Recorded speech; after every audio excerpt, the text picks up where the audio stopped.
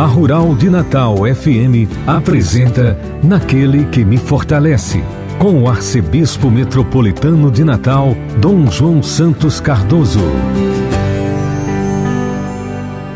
Filho amado, vocacionado ao pastoreio, foste chamado. Naquele que me fortalece. Cumprimento a você, meu querido ouvinte, que me acompanha através da Rádio Rural de Natal, a 91.9 FM, a Rádio 87.9, São Gonçalo FM, a Rádio Santana FM na Zona Norte de Natal, Natal Agora FM, a Rádio 87.7 FM em Parnamirim, a Rádio 87.9 FM em Tangará, a Rádio Cultura do Brejo, 87.9 FM em Brejinho, a Rádio Vale em Pendências, Rádio Lagoa FM em Montanhas, a 107 FM em Nova Cruz, Rádio Paz e Bem em Pedro Velho, a Web Rádio Imaculada em São Rafael, a Rádio Santa Terezinha Lagoa Danta, a Rádio FM Vale das Serras em Campo Redondo, a Rádio Olho d'Água em São José de Mipibu, a Rádio Santa Rita FM em Santa Cruz, a Rádio Jardim FM em Jardim de Angicos e a Rádio Palmeira do Rio Cabugi, na cidade de Afonso Bezerra. Cristo, bom pastor, edificas a igreja. Tu podes tudo em quem te chama. E a Deus, através da Virgem Maria, dirijamos a nossa oração. Ave do mar estrela, bendita Mãe de Deus, fecunda e sempre virgem, portal feliz dos céus. Ouvindo aquele ave do anjo Gabriel, mudando de Eva o nome, trazei-nos paz do céu. Ao cego iluminai, ao réu livrai também, de todo mal guardai-nos e dai-nos todo bem. Mostrai ser nossa mãe, levando a nossa voz a quem por nós nascido dignou-se vir de vós. Suave mais que todas, ó Virgem sem igual, fazei-nos mansos puros, guardai-nos contra o mal. Ó, dai-nos vida pura, guiai-nos para a luz, e um dia ao vosso lado possamos ver Jesus. Louvor a Deus, ó Pai, e ao Filho sumo bem, com seu divino Espírito, agora e sempre. Amém. Oremos.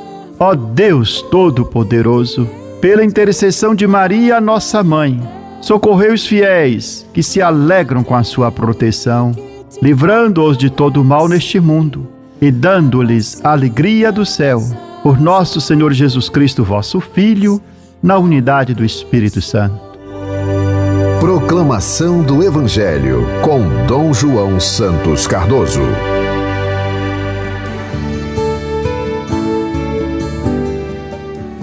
Nesse 18º domingo do tempo comum, o evangelho proclamado em nossa liturgia é o de Mateus, o capítulo 14, o versículo de 13 a 21. Naquele tempo, quando soube da morte de João Batista, Jesus partiu e foi de barco para um lugar deserto e afastado. Mas, quando as multidões souberam disso, saíram das cidades e o seguiram a pé. Ao sair do barco, Jesus viu uma grande multidão. Encheu-se de compaixão por eles e curou os que estavam doentes. Ao entardecer, os discípulos aproximaram-se de Jesus e disseram: Este lugar é deserto e a hora já está adiantada. Despede as multidões para que possam ir aos povoados comprar comida. Jesus, porém, lhes disse: Eles não precisam ir embora. Dai-lhes vós mesmo de comer. Os discípulos responderam: Só temos aqui 5 pães e 2 peixes. Jesus disse: Trazei-os aqui. Jesus mandou que as multidões se sentassem na grama. Então pegou os 5 pães e os 2 peixes, ergueu os olhos para o céu e pronunciou a bênção. Em seguida partiu os pães e os deu aos discípulos. Os discípulos os distribuíram às multidões. Todos comeram e ficaram satisfeitos. E dos pedaços que sobraram, recolheram ainda 12 cestos cheios. E os que haviam comido eram mais ou menos 5.000 homens, sem contar mulheres e crianças. Palavra da salvação, glória a vós, Senhor.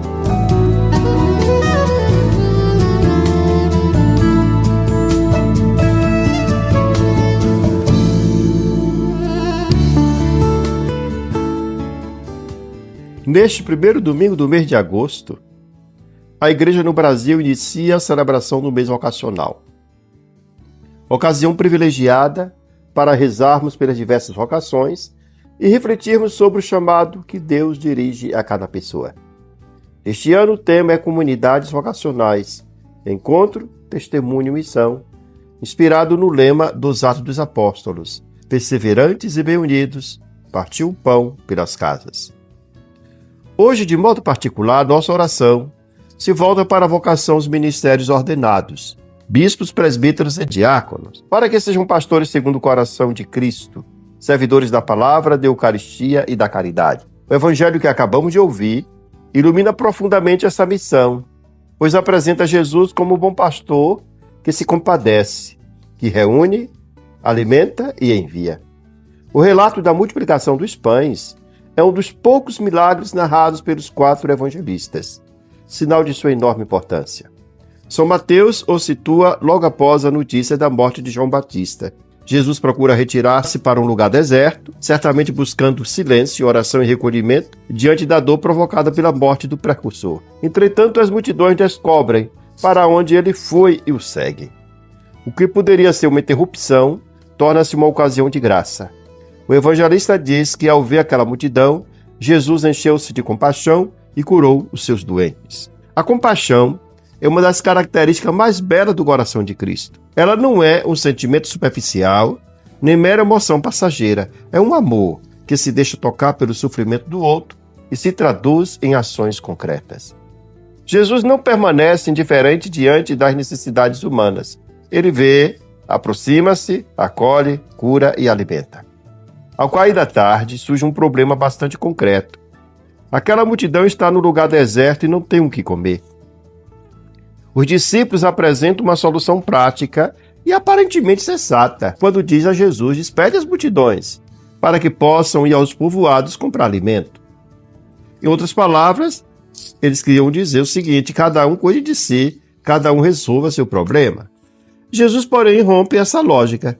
Sua resposta é desconcertante, quando lhes diz: dai-lhes vós mesmos de comer. Essas palavras constituem o centro do evangelho de hoje. Elas revelam a lógica do reino de Deus. Enquanto a lógica humana frequentemente transfere responsabilidades, a lógica de Jesus desperta corresponsabilidade. Os discípulos querem afastar o problema. Jesus quer envolver os discípulos na solução. O mestre não aceita a indiferença nem o comodismo. O sofrimento do próximo nunca pode ser considerado um problema exclusivamente dele. Também hoje, somos tentados a repetir a proposta dos discípulos. Diante da pobreza, da fome, da solidão, das famílias em crise, dos jovens sem esperança, dos idosos abandonados, podemos pensar: cada um resolva seus problemas. Mas essa não é a linguagem do Evangelho. O cristão nunca pode dizer que se arranjem. A linguagem cristã é sempre: como posso ajudar? O que posso partilhar? Como posso ser instrumento da providência de Deus? Os discípulos respondem com sinceridade: temos apenas 5 pães e 2 peixes. Aos olhos humanos é muito pouco, mas Jesus não pergunta pelo que lhes falta, pergunta pelo que eles possuem. Em outra grande lição do Evangelho, Deus não realiza sua obra a partir da abundância dos nossos recursos, mas da disponibilidade do nosso coração. Muitas vezes dizemos: tenho pouco tempo, tenho poucos talentos, tenho poucos recursos. Jesus responde: trazei-me o pouco que tendes.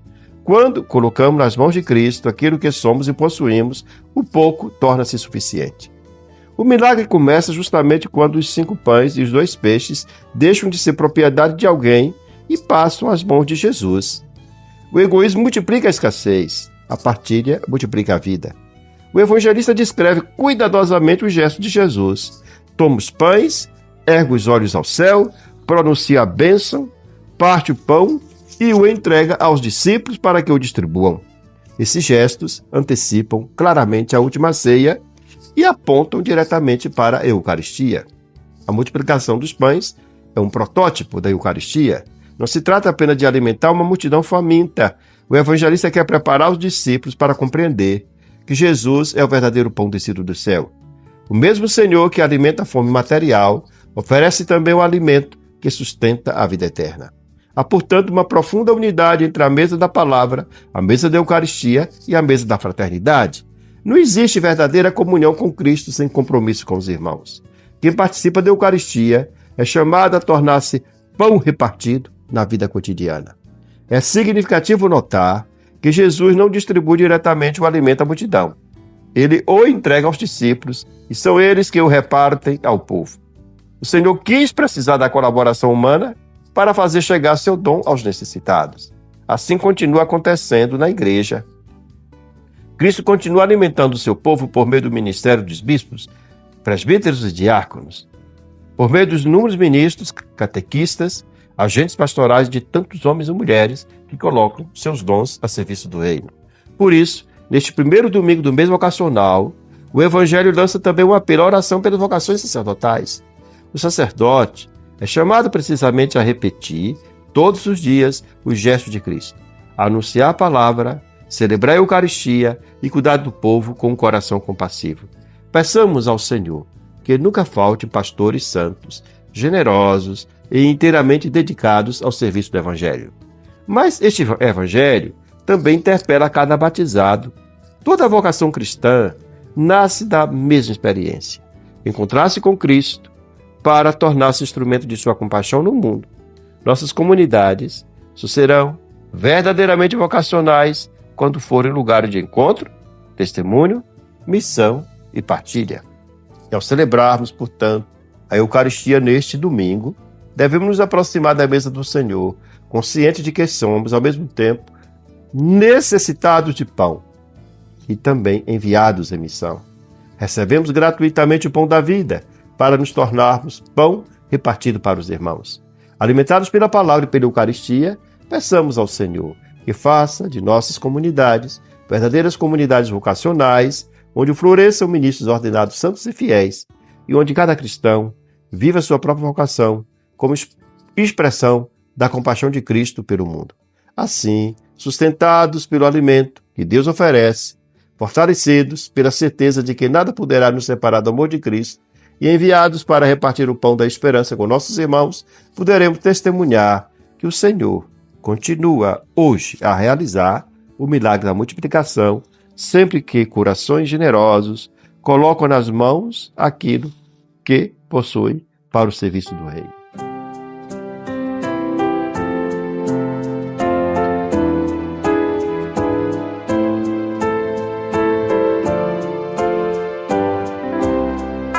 Jesus tomou os pães, deu graças a Deus Pai, repartiu entre os presentes, tanto quanto eles queriam. Repartiu entre os presentes, tanto quanto eles queriam.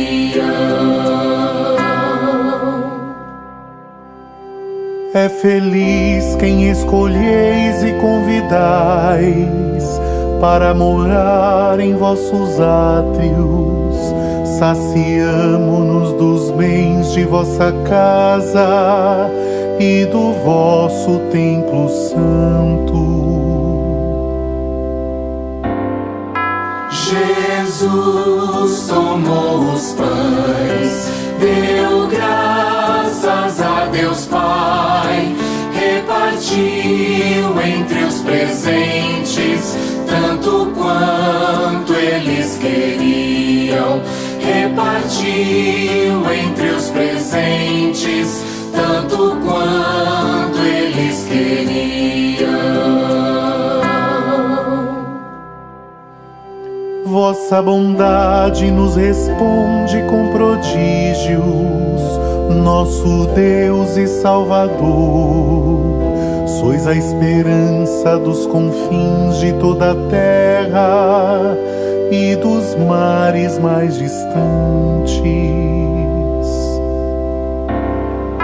Jesus tomou os pães, deu graças a Deus Pai, repartiu entre os presentes, tanto quanto eles queriam. Repartiu entre os presentes,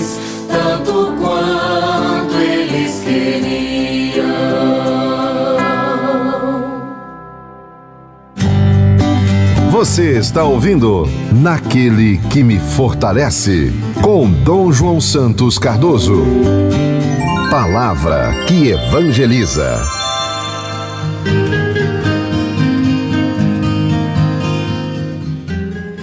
Todos os anos, a Igreja no Brasil dedica o mês de agosto à reflexão, à oração e à promoção das vocações. Não se trata apenas de rezar para que surjam mais padres e religiosos, mas de recordar que toda vocação nasce de Deus e que cada batizado é chamado a responder generosamente ao seu projeto de amor.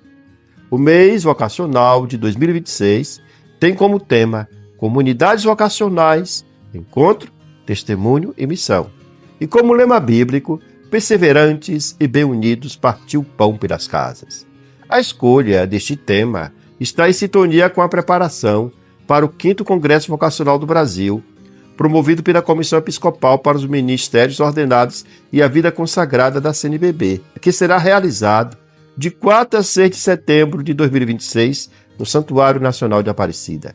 O objetivo é fortalecer a cultura vocacional em nossas comunidades, ajudando-os a compreender que toda vocação nasce do encontro com Cristo, amadurece no testemunho e se realiza na missão. A vocação é, antes de tudo, iniciativa de Deus. É Deus quem chama. Desde as primeiras páginas da Sagrada Escritura, Deus chama homens e mulheres, quem Ele quer, para colaborarem em sua obra de salvação. Abraão é chamado a partir para uma terra nova. Moisés é enviado para libertar o povo da escravidão do Egito. Os profetas são escolhidos para anunciar a palavra. Maria responde com o seu sim quando chamada para ser a mãe do Salvador. Os apóstolos deixam tudo diante do apelo de Jesus para segui-lo. Também hoje o Senhor continua chamando.